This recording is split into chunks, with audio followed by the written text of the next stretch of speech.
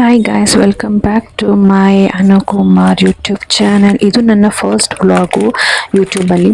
So ನಾನಿವತ್ತು ನನ್ನ daily vlog ಹೆಂಗಿತ್ತು, ನನ್ನ ರೂಟೀನ್ ಏನಿತ್ತು, ಮಾರ್ನಿಂಗ್ ಮಕ್ಕಳು ಸ್ಕೂಲ್ಗೆ ಮಕ್ಕಳೆಲ್ಲ ಹೋದ್ಮೇಲೆ ಏನೇನು ಚನ್ನಪಲ್ಲಿ ಮಾಡಿರ್ತೀನೋ ಅದನ್ನೆಲ್ಲ ಎತ್ತಿಡ್ತಾ ಇದ್ದೀನಿ. ಎಲ್ಲ ಎತ್ತಿಟ್ಟು ಎಲ್ಲ ಕ್ಲೀನ್ ಮಾಡ್ಕೊತಾ ಇದ್ದೀನಿ. ಫಸ್ಟು ಸಾಂಗ್ ಪ್ಲೇ ಮಾಡಿಕೊಂಡು ಕೆಲಸ ಮಾಡ್ತಾ ಇದ್ದೀನಿ. ನಾನು ಫಸ್ಟು ಕಸ ಎಲ್ಲ ಗುಡಿಸ್ಕೊತಾ ಇದ್ದೀನಿ.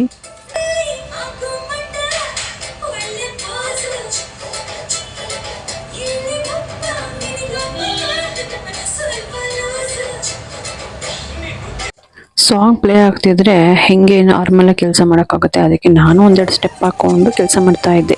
ನಾನು ರಾತ್ರಿನೇ ಬಾಗಿಲಿಗೆಲ್ಲ ನೀರು ಹಾಕಿ ಬೆಳಗ್ಗೆ ಶುಕ್ರವಾರ ಅಂತ ಹೇಳಿ ಕ್ಲೀನ್ ಮಾಡ್ಕೊಂಡಿದ್ದೆ. ಬಿಕಾಸ್ ಬೆಳಗ್ಗೆ ಹೆಜ್ಜೆ ಆಗುತ್ತೆ, ಮಕ್ಕಳೆಲ್ಲ ಓಡಾಡ್ತಾರೆ ಜಾರ್ ಬಿಟ್ರೆ ಅಂತ. ಪಾಟ್ ಇಟ್ಕೊಂಡಿರೋದ್ರಿಂದ ತುಂಬ ಮಣ್ಣು ಬರ್ತಾನೆ ಇರುತ್ತೆ. ಸೊ ಗುಡಿಸ್ಕೊತಾನೆ ಇರ್ತೀನಿ ನಾನಂತೂ. ಇದೇ ಪಾಟ್ಸ್ ನಾನು ಇಟ್ಕೊಂಡಿರೋದು. ನನಗಂತೂ ಗಿಡಗಳಂದರೆ ತುಂಬ ಇಷ್ಟ. ಏನು ಅದನ್ನು ನೋಡ್ತಾ ಇದ್ರೆ ಆಗೋ ಖುಷಿನೇ ಬೇರೆ. ಪಾಟ್ಗಳಿಗೆಲ್ಲ ನೀರು ಹಾಕ್ಕೊತಾ ಇದ್ದೀನಿ ನಾನು.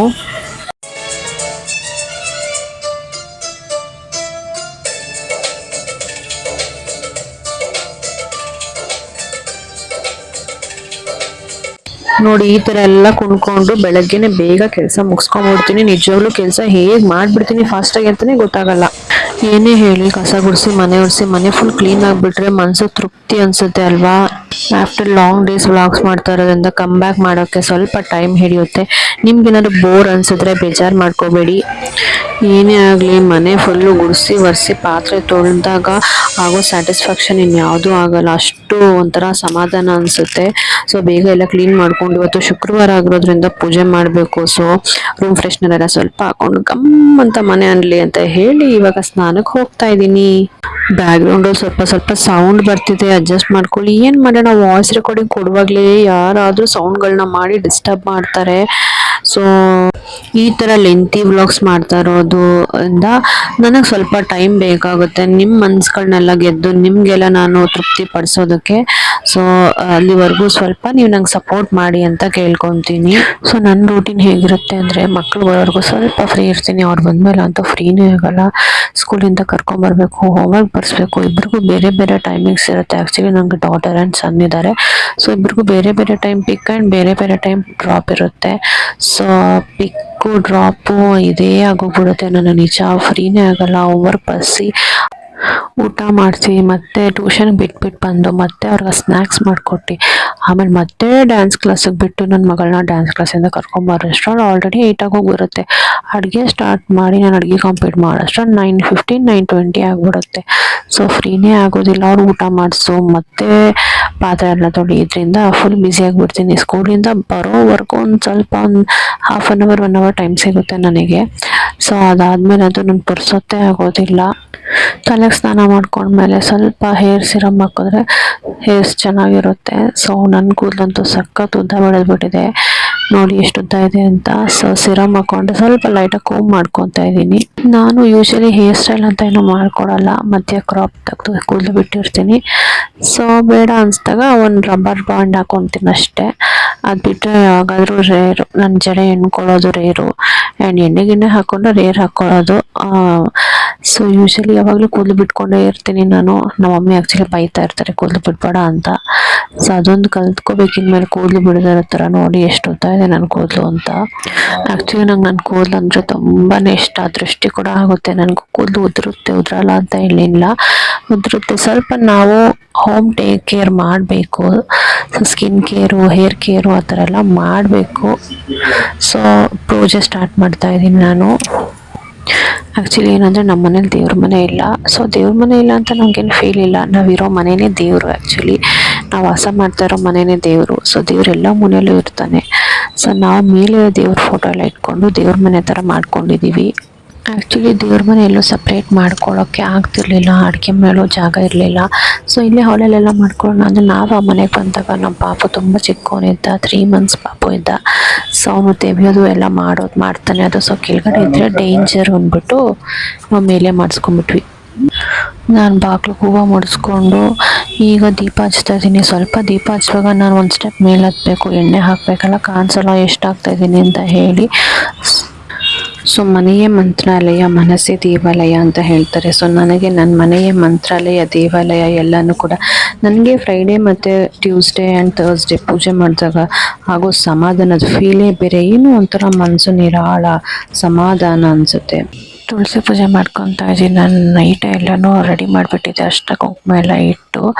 ಇಲ್ಲಿ ರಂಗೋಲಿ ಬಿಡೋಕ್ಕಾಗಲ್ಲ, ಬಿಕಾಸ್ ತುಳಿದಾಡ್ತಾರೆ ಮಕ್ಕಳೆಲ್ಲ, ಇಲ್ಲೇ ಆಟ ಆಡ್ತಾರೆ. ಅದಕ್ಕೆ ಎಸ್, ನನಗೆ ಗೊತ್ತಿದೆ ಈ ಫೀಲ್ಡಲ್ಲಿ ತುಂಬ ಅಪ್ಸ್ ಆ್ಯಂಡ್ ಡೌನ್ಸ್ ಇರುತ್ತೆ. ಒಂದೇ ದಿನಕ್ಕೆ, ಒಂದೇ ತಿಂಗಳಿಗೆ ಅಥವಾ ಒಂದೇ ವರ್ಷಕ್ಕೆ ನಾನು ಇಲ್ಲಿ ಸಕ್ಸಸ್ ಪಡೆಯೋದಿಲ್ಲ ಅಂತ ಎಷ್ಟೋ ಜನ ವ್ಲಾಗರ್ಸ್ನ ಹೇಳೋದನ್ನ ಕೇಳಿದ್ದೀನಿ. ನಾನು 3 ಇಯರ್ಸ್ 4 ಇಯರ್ಸ್ 5 ಇಯರ್ಸಿಂದ ನಾನು ಶ್ರಮ ಪಟ್ಟಿದ್ದೀನಿ ಈ ವ್ಲಾಗ್ಸ್ಗಳನ್ನ ನಾನು ಮಾಡೋದಕ್ಕೆ ಅಂತ ಹೇಳಿ. ಹೌದು, ತುಂಬ ಕಷ್ಟ ಇರುತ್ತೆ. ನನಗೆ ಗೊತ್ತಿಲ್ಲ ನಾನು ಅಲ್ಲಿವರೆಗೂ ಮಾಡ್ತೀನೋ ಏನೋ ಅಂತ.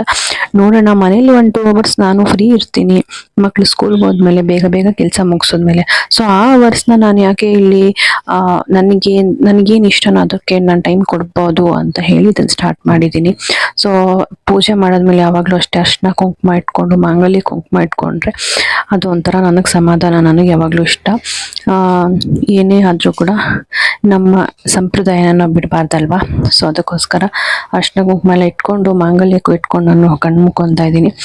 ಆಗಲೇ ತೋರಿಸಿದ ವಿಡಿಯೋದಲ್ಲೆಲ್ಲ ಕಾಣಿಸ್ತಾ ಇರಲಿಲ್ಲ. ಸೊ ಇದರಲ್ಲಿ ನಿಮಗೆ ಝೂಮಾಗಿ ಕಾಣುತ್ತೆ. ಮೇಲಿದ್ರು ಕೂಡ ನಾನು ತುಂಬ ಕ್ಯೂಟ್, ತುಂಬ ಚೆನ್ನಾಗಿ ದೇವ್ರ ಮನೆನ ಇಟ್ಕೊಂಡಿದ್ದೀನಿ. ಸೊ ಮೇಲಿಂದ ಅಷ್ಟು ಕಾಣಲ್ಲ. ಸೊ ಪೂಜೆ ವ್ಲಾಗ್ ಈ ಥರ ಆಗಿತ್ತು. ಸ್ವಲ್ಪ ಪಾತ್ರೆ ತೊಳೆಯೋದಿತ್ತು, ತೊಳ್ಕೊಬಿಡ್ತಿದ್ದೀನಿ. ಇಲ್ಲ ಅಂದರೆ ಮತ್ತೆ ನೈಟ್ ಜಾಸ್ತಿ ಆಗಿಬಿಡುತ್ತೆ. ಅವಾಗೇ ಕೆಲಸ ಮಾಡ್ಕೊಂಬಿಟ್ರೆ ನಾವು ಫ್ರೀ ಆಗ್ತೀವಿ, ಸ್ವಲ್ಪ ಸ್ಟ್ರೆಸ್ ಕೂಡ ಕಮ್ಮಿ ಆಗುತ್ತೆ. ಇನ್ನೇನು ಮಗುನ ಸ್ಕೂಲಿಂದ ಬಿಟ್ಬಿಡ್ತಾರೆ, ಕರ್ಕೊಂಬರೋಕೆ ಹೋಗ್ಬೇಕು. ಅಷ್ಟರಲ್ಲಿ ನಾನು ಇದನ್ನೆಲ್ಲ ಮಾಡಿಕೊಂಡು ವಿಡಿಯೋ ಎಡಿಟ್ ಮಾಡಬೇಕು.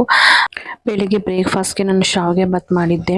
ಸೊ ಮಕ್ಳಿಗೆ ಶಾವಿಗೆ ಅಂದರೆ ತುಂಬ ಇಷ್ಟ. ಸೊ ಅದನ್ನೆಲ್ಲ ತೊಳೆದಿಟ್ಬಿಟ್ಟು ಇವಾಗ ಮಗುನ ಸ್ಕೂಲಿಂದ ಕರ್ಕೊಬರೋಕೆ ಹೋಗಬೇಕು. ವೇದಾಂತನ ಸ್ಕೂಲಿಂದ ಬಿಡ್ತಾರೆ ನನ್ನ ಮಗನ್ನ. ಈ ಸ್ಟಡಿಂಗ್ ಇನ್ LKG. ಸೊ ನನ್ನ ಮಗ ಯಾವ ಥರ ಅಂದರೆ, ನಾನು ತುಂಬ ನಾಟಿ ಆ್ಯಕ್ಚುಲಿ. ಸಖತ್ತು ತೀಟೆ, ಸಖತ್ತು ತುಂಟ, ತುಂಬ ಹೈಪರ್ ಆ್ಯಕ್ಟಿವ್ ಅಂತಲೇ ಹೇಳ್ಬೋದು. ತುಂಬ ಅರಿವಿದೆ ಅವನಿಗೆ. ಸ್ಕೂಲಿಂದ ಬರ್ತಾನೆ ನೋಡಿ ಎಷ್ಟು ನಾಚಿಕೊಂಡು, ಎಷ್ಟು ಸ್ವೀಟಾಗಿ ಬರ್ತಾನೆ. ಬೆಳಗ್ಗೆ ಹೋಗುವಾಗ ಡಲ್ಲಾಗಿ ಹೋಗ್ತಾನೆ, ಬಿಟ್ಟು ಹೋಗ್ಬೇಕಲ್ಲ ಅಂದ್ಬಿಟ್ಟು. ಈಗ ಬರ್ತಾ ಎಷ್ಟು ಖುಷಿಯಾಗಿ ಬರ್ತಾನೆ. ಆ್ಯಕ್ಚುಲಿ ಮ್ಯಾಮ್ ಅದನ್ನೇ ಹೇಳ್ತಾ ಇದ್ದಾರೆ, ಬೆಳಗ್ಗೆ ಸ್ಕೂಲಲ್ಲಿ ತುಂಬ ನಾಟಿ ಆಗಿಬಿಟ್ಟಿದ್ದಾನೆ. ಮುಂಚೆ ಎಲ್ಲ ಸೈಲೆಂಟಾಗಿ ಇರ್ತಿದ್ದ, ಈಗ ಸಖತ್ ನಾಟಿ ಆಗಿಬಿಟ್ಟಿದ್ದಾನೆ ಕ್ಲಾಸಲ್ಲಿ ಅಂತ. ಸೊ ಮಕ್ಕಳು ಹಾಗೆ ಅಲ್ವಾ, ಫಸ್ಟು ಏನೂ ಗೊತ್ತಿರಲ್ಲ. ಸೊ ಎಲ್ಲ ತಿಳ್ಕೊತ ಅವರು ಗ್ರೋ ಆಗಿಬಿಡ್ತಾರೆ. ಅವನು ಹೇಳ್ತಾ ಇದ್ದಾನೆ, ನಾನು ಇವತ್ತು ಊಟ ಮಾಡಿಲ್ಲ ಅಮ್ಮ ಅಂತ ಹೇಳ್ತಾ ಇದ್ದಾನೆ. ನಾನು ಯಾಕೆ ಊಟ ಮಾಡಿಲ್ಲ, ನೀನು ಇಲ್ಲೇ ಇರು, ಬರಬೇಡ ಅಂತಿದ್ದೆ. ಗೊತ್ತಿಲ್ಲ ನಾನು ಯಾಕೆ ತಿಂದಿಲ್ಲ ಅಂತ. ಸೊ ಫ್ರೂಟ್ಸ್ ಹಾಕ್ಕೊಟ್ಟಿದ್ದೆ ಅವನಿಗೆ, ಪಪ್ಪಾಯ. ಸೊ ಅದನ್ನು ತಿನ್ಕೊಂಡು ಬಂದಿದ್ದಾನೆ. ಸೊ ಈಗ ತಾನೇ ಮನೆಗೆ ಬಂದಿದ ತಕ್ಷಣ ಅವನಿಗೆ ತಿಂಡಿ ಕೊಟ್ಬಿಡ್ಬೇಕು. ಏನಂದರೆ ತುಂಬ ಸಿಸ್ಟಮ್ ಆಗಿ ತಿಂದ್ಬಿಟ್ಟು ಅವ್ನು ಪಾಡ್ಕೊಂಡು ಮಲ್ಕೊಂಡ್ಬಿಡ್ತಾನೆ. ಅವನು ಏನು ಮಾಡ್ತಾ ಇದೆಯಾ ಅಂದರೆ, ಯೂಶಲಿ ನಾನು ವಿಡಿಯೋ ಮಾಡ್ಬಿಟ್ಟು ಮ್ಯಾಮ್ ಕಳಿಸ್ತೀನಿ, ನೀನು ತೀಟೆ ಮಾಡೋದು ಅಳೋದು ಅಂತ ಹೇಳ್ತಿರ್ತೀನಿ. ಸೊ ಅವ್ನು ಅದೇ ಥರ ವಿಡಿಯೋ ಮಾಡ್ತಾ ಇದ್ದೀನಿ ಅಂತ ಅಂದ್ಕೊಂಡು, ವಿಡಿಯೋ ಮಾಡಬೇಡ ಮ್ಯಾಮ್ಗೆ ಕಳಿಸ್ಬೇಡ ಅಂತೇಳಿ ಮುಖ ಮುಚ್ಕೊತಾ ಇದ್ದಾನೆ.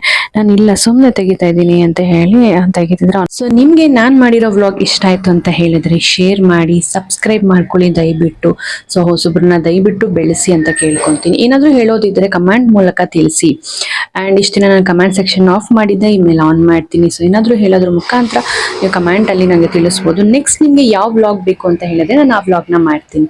ಸೊ ಇದು ಸಬ್ಸ್ಕ್ರೈಬರ್ ರಿಕ್ವೆಸ್ಟ್ ಮೇಲೆ ಮಾಡ್ತೀನಿ ಇನ್ಮೇಲೆ ವ್ಲಾಗ್ಸ್. ನೀವು ಯಾವ ವ್ಲಾಗ್ಸ್ನ ಕೇಳ್ತೀರಾ ಅದನ್ನು ಮಾಡ್ತೀನಿ.